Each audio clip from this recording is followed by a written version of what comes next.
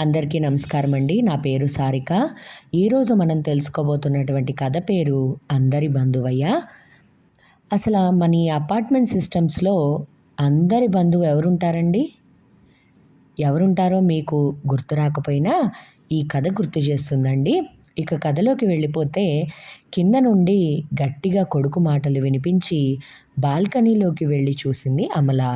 కొడుకు సిద్ధు వాచ్‌మెన్‌తో గొడవ పడుతున్నాడు. గబగబా కిందకి వెళ్ళింది. "నేనేమీ అనడం లేదు బాబూ. ఈ కారు పార్కింగ్ వాళ్ళు నిన్న కొత్త కారు కొన్నారు.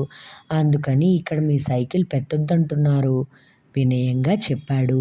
"మాకు కారుంది. నా సైకిల్ అక్కడ పట్టదు" నిర్లక్ష్యంగా అన్నాడు. "అలా అంటే ఎలాగ బాబూ? వాళ్ళు చెప్పమన్నారు" మెల్లగా అన్నాడు నరసింహ.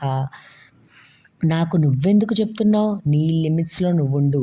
మా నాన్న బ్యాంక్ మేనేజర్ తెలుసా" గొప్పగా చెప్పాడు సిద్ధు. "తప్పు సిద్ధూ. నరసింహని అలా అనకూడదు. వాళ్ళు చెప్పమంటే చెప్పాడు. నీ సైకిల్ మన కారు పక్కనే పెట్టుకో" అంది అమల. "ఇదిగో మీరందరూ ఇలా అలసివ్వడం బట్టే నరసింహ పెత్తనం చలాయిస్తున్నాడు" అని సైకిల్ తీసుకెళ్ళి తమ పార్కింగ్‌లో పెట్టి తన కోపాన్ని ప్రదర్శించడానికి సైకిల్‌ని ఒక తాపు తన్ని తల్లి వైపు కోపంగా చూసి పైకి వెళ్ళిపోయాడు. "వీడేమిటి ఇలా తయారవుతున్నాడు" అని బాధపడింది. భర్తతో చెబుదామంటే అతను ఊళ్ళో లేడు. సిద్ధు అమలకి ఒక్కగానొక్క కొడుకు. 10th క్లాస్ చదువుతున్నాడు. ఆ ఫ్లాట్స్‌లో సిద్ధుకి నలుగురైదుగురు ఫ్రెండ్స్ ఉన్నారు. ఈ మధ్య అందరూ కలిసి క్రికెట్ ఆడుతుంటే నరసింహ "వద్దు బాబూ, కిటికీలకు తగిలి అద్దాలు పగిలితే ఊరుకోరు" అన్నాడు. దానికి అందరూ కలిసి "మా ఇష్టం, మేము ఆడతాం. నువ్వెవరు చెప్పడానికి? వాచ్‌మెన్‌లా ఉండు. మేం ఓనర్లం జాగ్రత్త" అంటూ వార్నింగ్ ఇచ్చారు. అక్కడే ఉన్న అమల "అదేమిటి పిల్లలు, నరసింహం చెప్పే దాంట్లో తప్పేమన్నా ఉందా? ఆ బాల్ ఎవరికైనా తగిలితే ప్రమాదం కాదా?" గట్టిగా అడిగింది. దాంతో అందరూ మెల్లగా జారుకున్నారు. సిద్ధు మాత్రం తల్లి వైపు కోపంగా చూశాడు.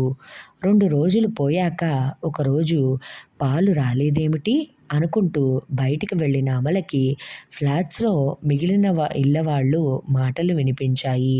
నరసింహ తండ్రికి సీరియస్‌గా ఉందని ఫోన్ చేస్తే రాత్రి సెక్రటరీ గారికి చెప్పి వాళ్ళ ఊరెళ్ళాడట అంటున్నాడు ఒకాయన. "అరే! అయితే పాలు కింద నుంచి ఎవరు తెస్తారు? మనమే వెళ్ళి ఎవరి ప్యాకెట్లు వాళ్ళే తెచ్చుకోవాలి" అన్నాడు ఆయన. అమల ఇంట్లోకి వచ్చి "సిద్ధూ, లేచి కిందకి వెళ్ళి మన పాల ప్యాకెట్లు అక్కడ పెట్టెలో ఉంటాయి తీసుకురా. నేను నైటీలో ఉన్నాను" కొడుకుని లేపింది అమల. "అబ్బా, నాకు నిద్రొస్తోందమ్మా, అప్పుడే లేపకు" "అలా అంటే ఎలా నాన్నా? నరసింహ ఊరెళ్ళాడట" అన్న తల్లి మాటలకి బద్ధకంగా లేచి ఒళ్ళు విరుచుకుంటూ కిందకి వెళ్ళి పాల ప్యాకెట్లు తీసుకొచ్చాడు. స్నానం మధ్యలో ట్యాప్ తిప్పితే నీళ్లు రావడం లేదు. "అమ్మా, నీళ్లు రావడం లేదు, సగం స్నానం అయ్యింది" అరిచాడు సిద్ధు. అమల బయటికి వచ్చి ఎవరికి చెప్పాలా అని చూసింది. అందరికీ అదే సమస్య. పైన ట్యాంక్‌లో నీళ్లయిపోయాయి. ఏం చేయాలి? కొందరు మగవాళ్ళు వెళ్ళి ఏవేవో స్విచ్‌లు ఆన్ చేసి తంటాలు పడి ఒక అరగంటలో నీళ్లు వచ్చేలా చేశారు. అమల వంటింట్లో పట్టుకున్న నీళ్లు ఇస్తే సిద్ధు స్నానం పూర్తి చేశాడు. గబగబా టిఫిన్ తిని కిందకి వెళ్ళి సైకిల్ తీశాడు. ఒక్కరోజుకే బాగా దుమ్ము పేరుకుంది. రోజు అయితే నరసింహ కార్లు, బళ్ళు, సైకిళ్ళు అన్నీ తుడుస్తాడు. "అమ్మా, ఒక పాత గుడ్డ పడేయ్" అని సైకిల్ తుడుచుకుంటుంటే చిరాకు వచ్చింది సిద్ధుకి. ఇంతలో తల్లి పిలిచింది. "సిద్ధూ, మంచినీళ్ళు రావడం లేదురా, సెక్రటరీ అంకుల్‌కి చెప్పు" అంది. ఆయన దగ్గరికి వెళితే మంచినీళ్ళు ఎన్ని గంటలకు వస్తాయో తెలీదు. నరసింహ ఉంటే తను చూసుకునేవాడు. అతను ఉన్న ఈ 10 ఏళ్లలో ఒక్కరోజు కూడా మానేయలేదు. అందువల్ల మాకు తెలియలేదు. పక్క ఫ్లాట్స్ వాళ్ళని అడిగితే తెలిసింది. పొద్దుటే వచ్చి పోయాయట అన్నాడాయన. "అయితే తాగడానికి 5 లీటర్ల మినరల్ వాటర్ బాటిల్ తీసుకురా" అంది అమల. దగ్గరలోని సూపర్ మార్కెట్‌కి వెళ్ళి కావాల్సినవి తీసుకొని సైకిల్ వెనకాల పెట్టుకొని తెచ్చాడు. లిఫ్ట్ దగ్గర నుంచి ఫ్లాట్ వరకు మోసుకొస్తే ఆయాసం వచ్చింది. ఇంతకుముందు నరసింహ ఊరెళ్ళాల్సి వస్తే అతని తమ్ముడిని పెట్టి వెళ్ళేవాడు. ఇప్పుడు తండ్రికి బాగాలేదు కదా! ఇద్దరూ కలిసి ఊరెళ్ళారు. మర్నాడు అర్ధరాత్రి పెద్ద పెద్ద అరుపులకు అమల, సిద్ధు ఉలిక్కిపడి నిద్రలేచి తలుపులు తీసుకొని బయటకొచ్చారు. అప్పటికే మిగతా ఫ్లాట్స్ వాళ్ళు కూడా బయటికి వచ్చారు. అంతా హడావుడిగా ఉంది. గ్రౌండ్ ఫ్లోర్‌లో ఒక ఫ్లాట్‌లో దొంగలు పడి డబ్బు, నగలు దోచేశారు. వాళ్ళు ఏడుస్తున్నారు. పోలీసులకి ఫోన్ చేస్తే వచ్చారు. "మీ వాచ్‌మెన్ ఏడీ?" అని అడిగారు. "అతను ఊరెళ్ళాడండీ. వాళ్ళ నాన్నని హాస్పిటల్‌లో చేర్చారు" అన్నారెవరో. "అది వాచ్‌మెన్ లేడని తెలిసి తెగించారు" అన్నారు పోలీసులు. "అతను ఎప్పుడొస్తాడు?" "తెలీదండీ. అప్పటి వరకు ఎవరినైనా పెడదామంటే దొరకడం లేదు" అన్నాడు ప్రెసిడెంట్. "అతను వచ్చే వరకు జాగ్రత్తగా ఉండండి" హెచ్చరించి వెళ్ళారు పోలీసులు. 2, 3 రోజులయ్యేసరికి సెల్లార్ మొత్తం ఆకులు, చెత్త, దుమ్ము పేరుకుపోయాయి. మొత్తం ఫ్లాట్స్‌లో ఉన్న ఆడవాళ్ళు అందరూ చీపుర్లు తీసుకొని చెత్తంతా ఊడ్చారు. తెగ ఆయాసపడుతూ. కరెంటు బిల్స్ వచ్చాయి. ముందు ఎవరి బిల్స్ ఏవో విడగొట్టడానికే చాలా ఇబ్బంది పడ్డారు. మామూలుగా అయితే అందరి బిల్లులు నరసింహ పట్టుకెళ్ళి కట్టేసేవాడు. మర్నాడు సిద్ధు తండ్రి వచ్చాడు. జరిగిందంతా విని బాధపడ్డాడు. బ్యాంకుకు వెళదామని కారుని తీసి "సిద్ధూ" అంటూ ఒక అరుపు అరిచాడు. "ఏమిటి నాన్నా?" కంగారు పడ్డాడు సిద్ధు. "కొత్త కారు చూడు ఎలా అయిపోయిందో. వాచ్‌మెన్ లేడని తెలుసు కదా! కారు అంటే సరదా ఉంటే చాలదు. తుడవాలని తెలీదా? నరసింహ ఉంటే రోజూ తనే తుడిచేవాడు" అంటూ చివాట్లేశాడు. సిద్ధుకి బాధేసింది. నరసింహ వెళ్ళినప్పటి నుంచి అన్ని విషయాల్లో ఇలాగే అవుతోంది. ఈలోగా ఇల్లంతా ఒకటే చెడ్డ వాసన. అమ్మని ఏమిటని అడిగాడు. "చెత్తరా భరించలేకపోతున్నాం. నాన్న తిడుతున్నారు. ఒక కవర్‌లో వేస్తాను తీసుకెళ్ళి బయట డ్రమ్‌లో వేసిరా" అంది. "నేనా? ఛీ! అన్నాడు చిరాగ్గా. "లేకపోతే నాన్నగారు వెళ్ళాలా? నేను వెళ్ళలేను కదా!" "సరే మాస్క్ పెట్టుకుంటా ఇయ్యి" అని అయిష్టంగా తీసుకెళ్ళాడు.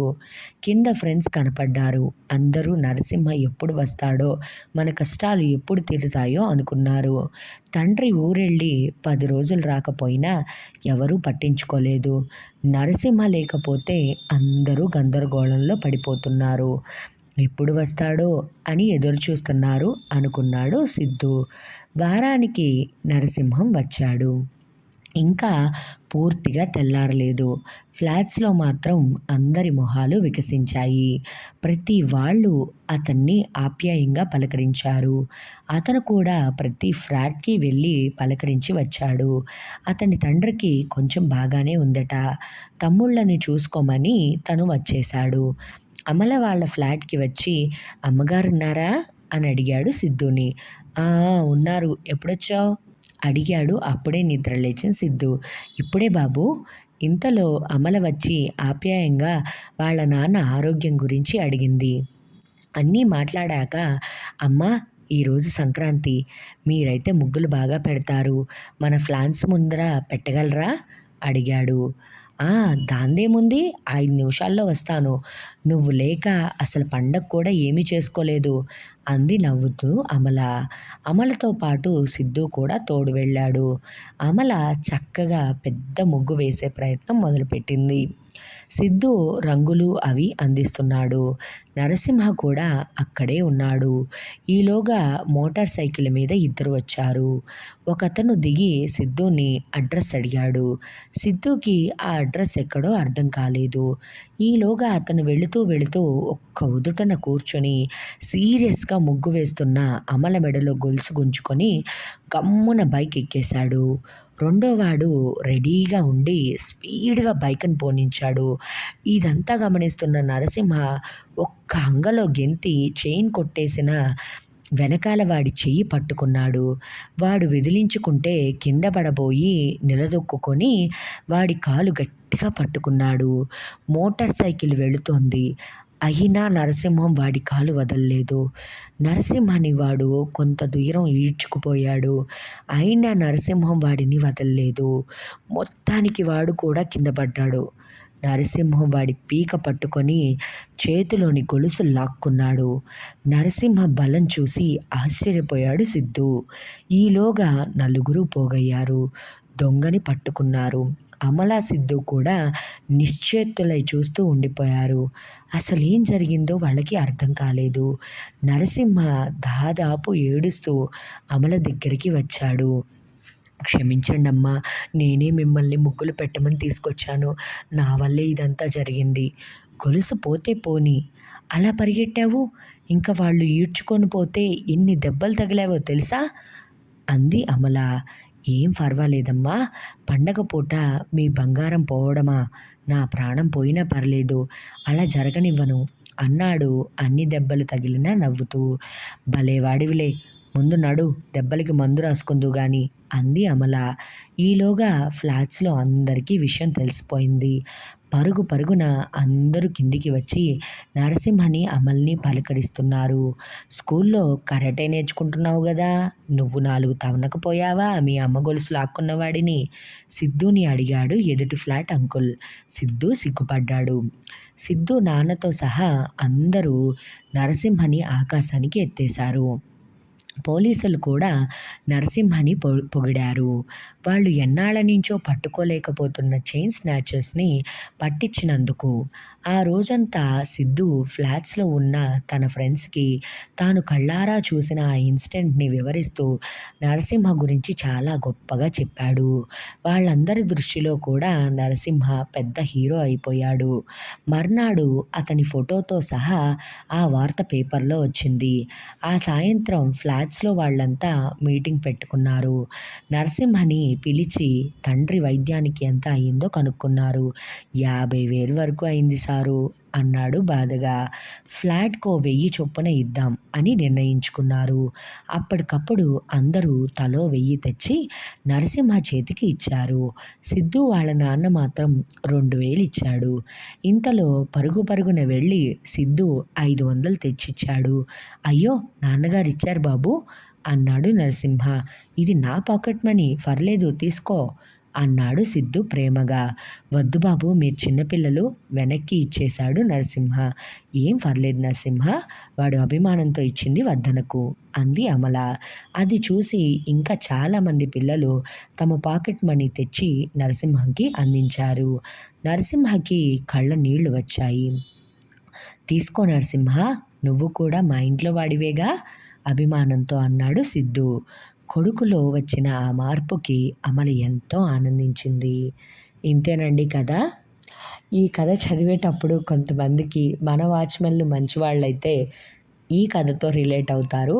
మనకి మన వాచ్మెన్ నచ్చకపోతే ఈ కథ మొత్తం చదువుతున్నంతసేపల్లా అబ్బా అవునా అని అనుకుంటూ ఉంటాము.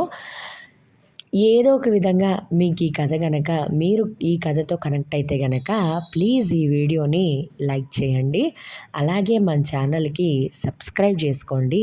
అలాగే ఈ వీడియోని మీ బంధుమిత్రులకు, మీ శ్రేయోభిలాషులకు షేర్ చేయండి. Thank you all.